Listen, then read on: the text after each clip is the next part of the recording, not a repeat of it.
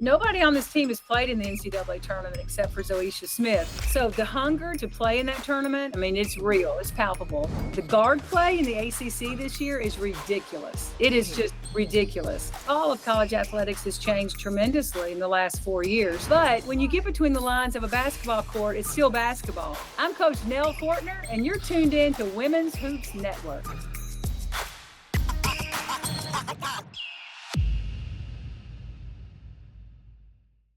First, let's just start with congratulating you on 100 wins with Georgia Tech, and then two, with just setting a program record. First, let me ask you this: coming off of retiring from Auburn, you did analyst work, and then now you are back in the head coach realm.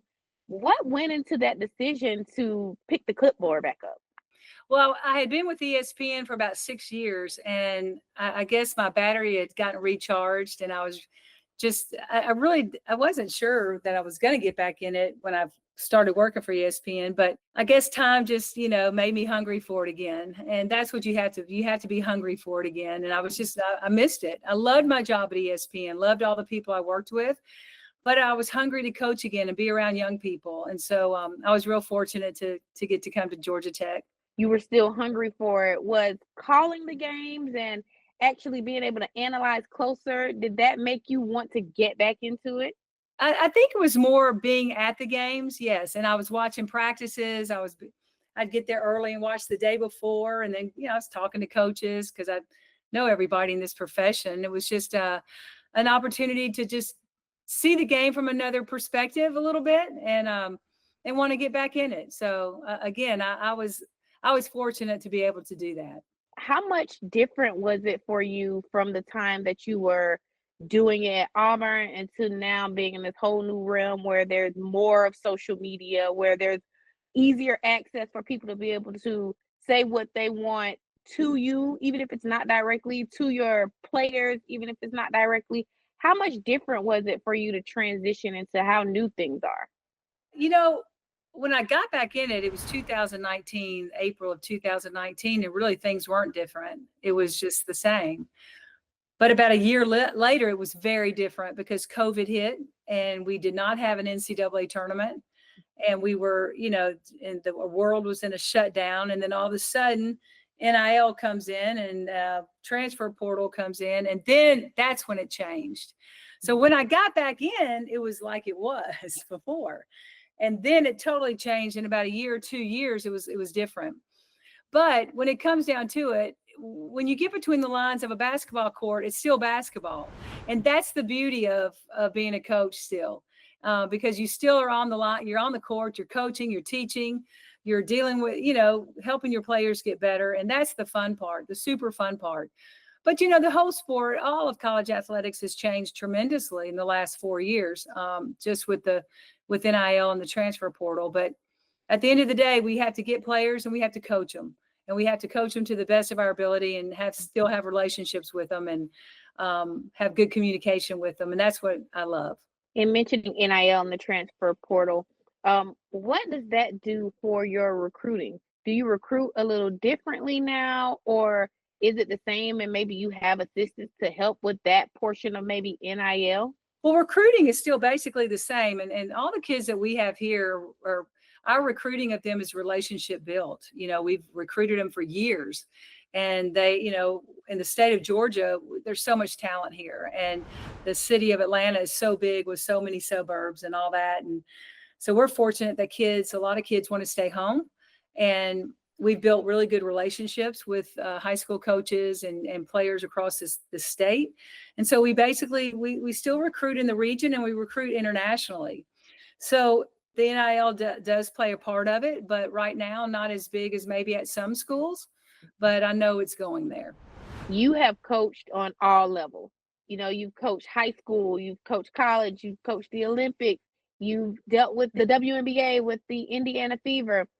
Do you take a little bit from each level and pour it into, coaching these college kids, or is it just whatever the players give you, you try to do it that way?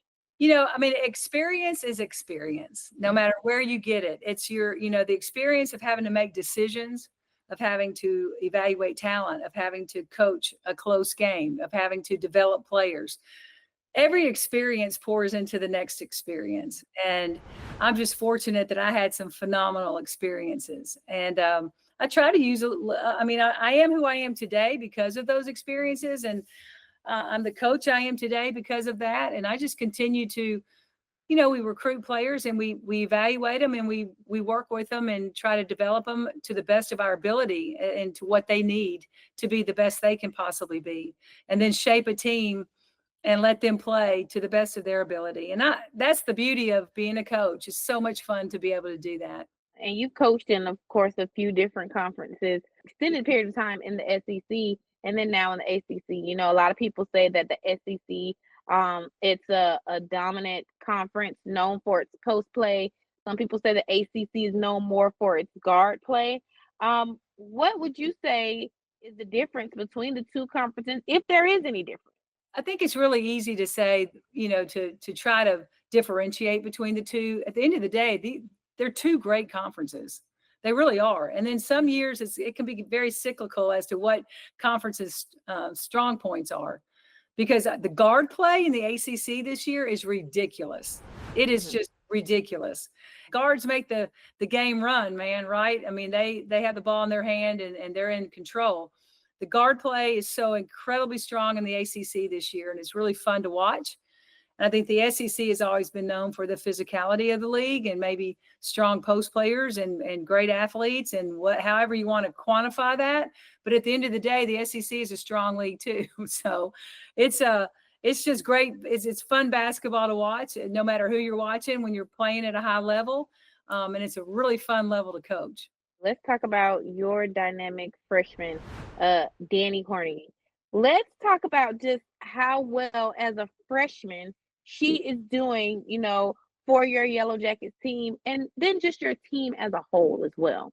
Yeah, look, we've got, it's such a great blend for us this year because we have veterans, juniors and seniors that went through some really tough times. The 2 years prior were tough, and they chose to really continue to work hard, stay at Georgia Tech, believe in Georgia Tech.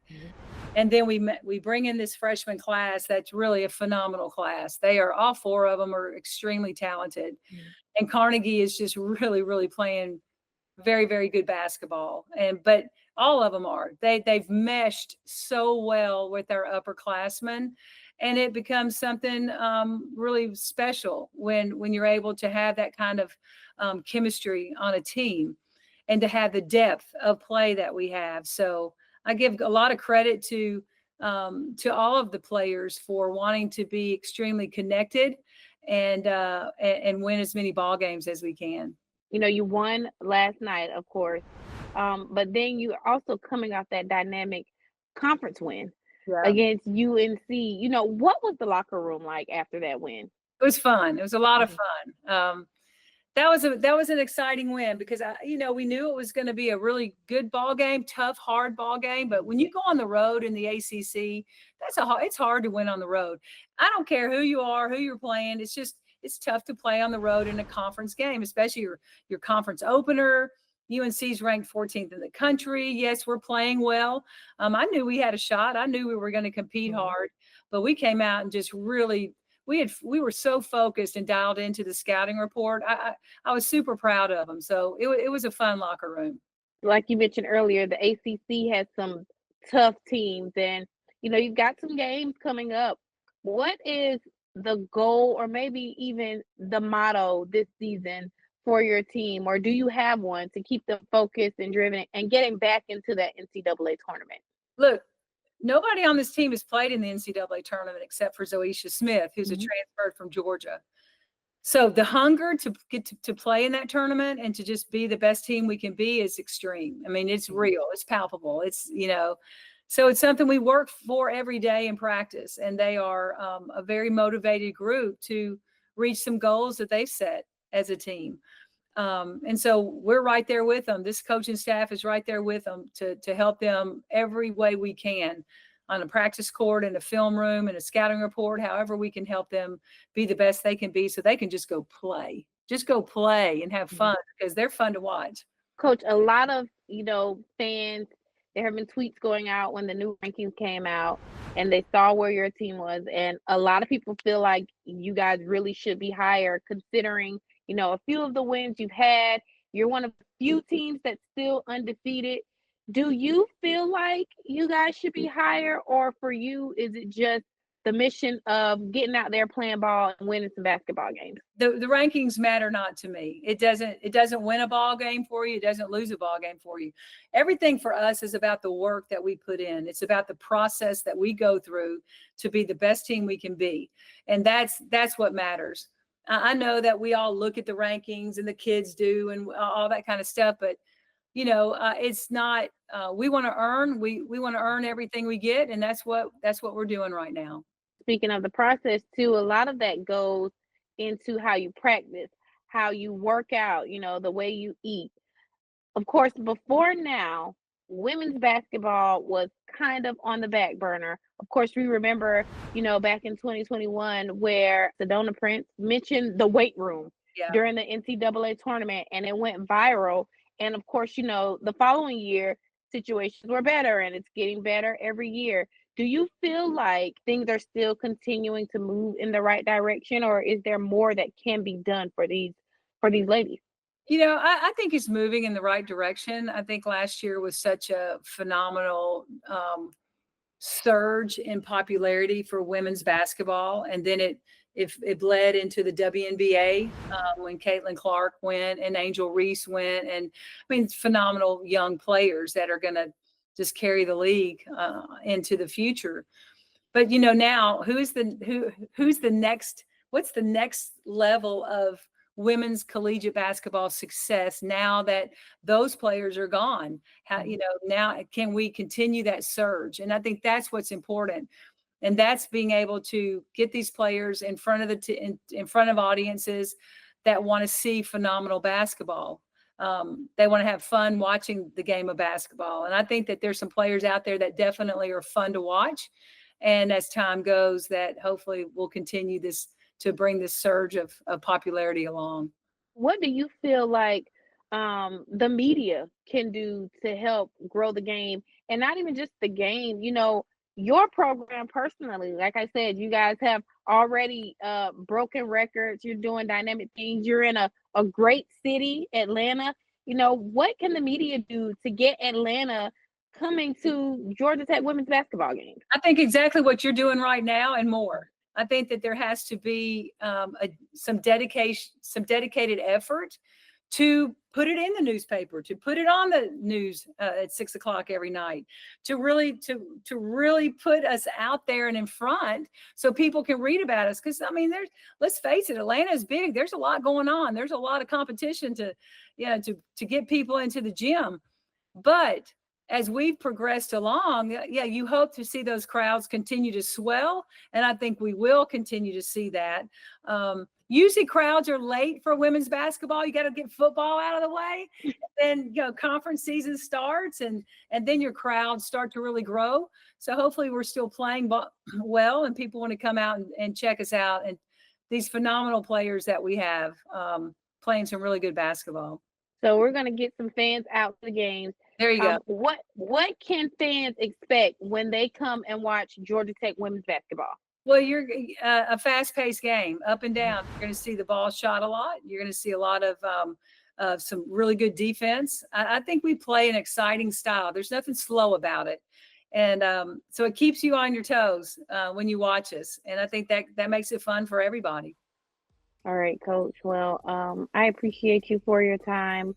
But before I let you go, I need you to do me one favor. What? Can you give me a big Nell yes? Yeah.